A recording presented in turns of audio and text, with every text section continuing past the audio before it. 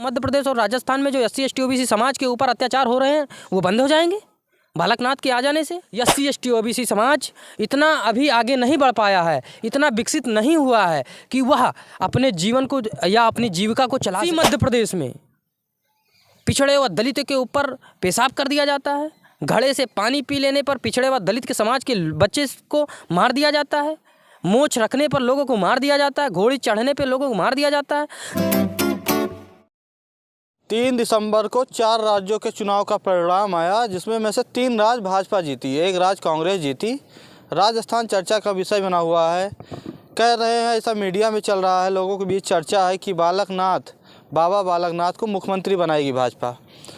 बाबा बालकनाथ के बारे में बता दें कि नाथ समुदाय से आते हैं, गोरखनाथ मठ से जुड़े हुए बताए जाते हैं और एक तरीके से मीडिया में ये चल रहा है कि यादव हैं।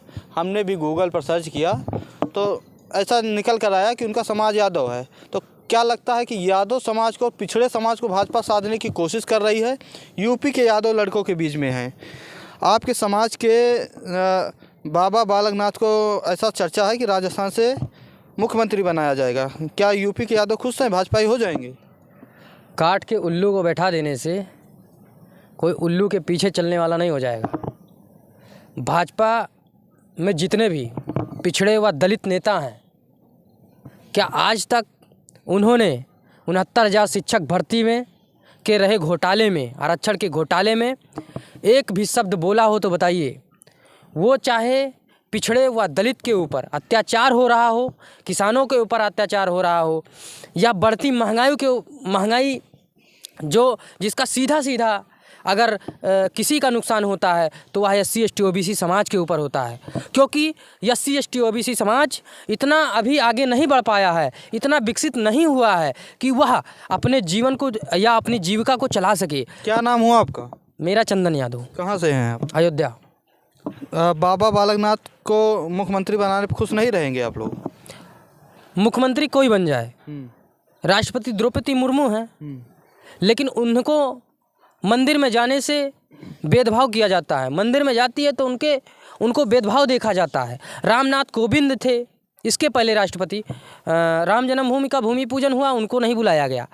तो आपको सीधा साधा देखने को मिलता। क्या मैं आपसे पूछना चाहता हूँ, मध्य प्रदेश और राजस्थान में जो SC ST OBC समाज के ऊपर अत्याचार हो रहे हैं वो बंद हो जाएंगे बालकनाथ के आ जाने से?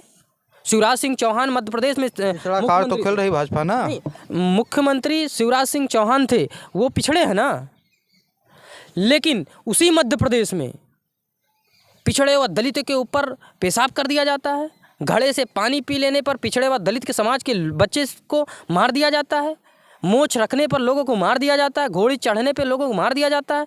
जब इस तरीके से भेदभाव देखने को आपको मिलता है तो आपको सोचने व समझने की ज़रूरत है कि और किस तरीके से भेदभाव को वहाँ के लोग झेलते होंगे, चाहे वह मीडिया रही हो, चाहे वह जुडिशरी रही हो, या कॉलेज यूनिवर्सिटी रही हो, या महाविद्यालय रहा हो, चाहे वह व्यापार रहा हो।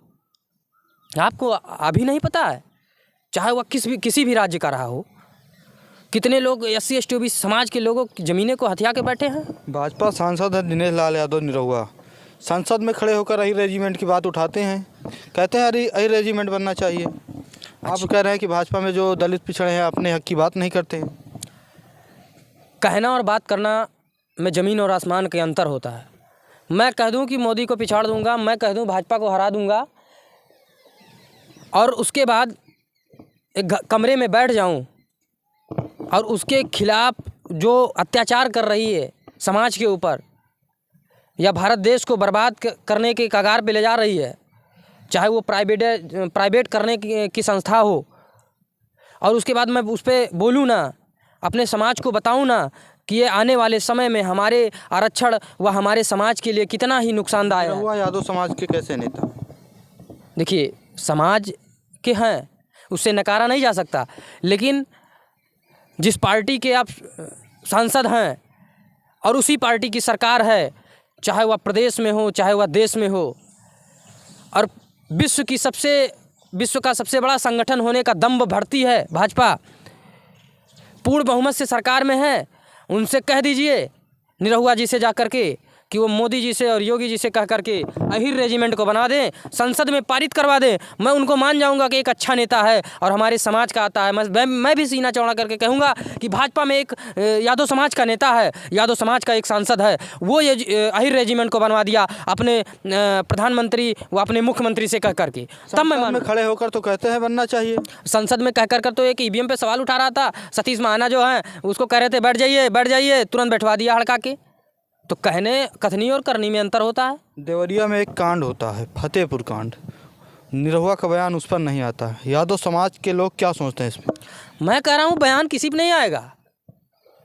अनुप्रिया पटेल रही हो, संजय निषाद रहे हो, स्वतंत्र देव सिंह रहे हो, प्रेमचंद यादव की हत्या होती है, उसके बाद आक्रोश भीड़ ने 5 लोगों की हत्या कर दिया, ब्राह्मण परिवार की। निरहुआ का बयान नहीं आया था। मैं कह रहा हूँ उन 5 को क्रिया और प्रतिक्रिया हो गई, लेकिन मैं अभी तक तो ये हो गया कि उन 5 को किसने मारा ये तो प्रशासन के लोग डिसाइड कर लिए, बता दिए, लेकिन अभी तक ये डिसाइड नहीं हुआ कि उस यादव जो नेता था, जो जननायक था, जिनके मीडिया तो माफिया बता रही है, बता रही थी, अब तो नहीं, चर्चा नहीं। मैं कह रहा हूँ वहाँ की जनता जो आसपास बैठता था, मैं रहती थी, कोई एक व्यक्ति को बता दीजिए जो वहाँ की जनता हो और कह रही हो कि वो माफिया था।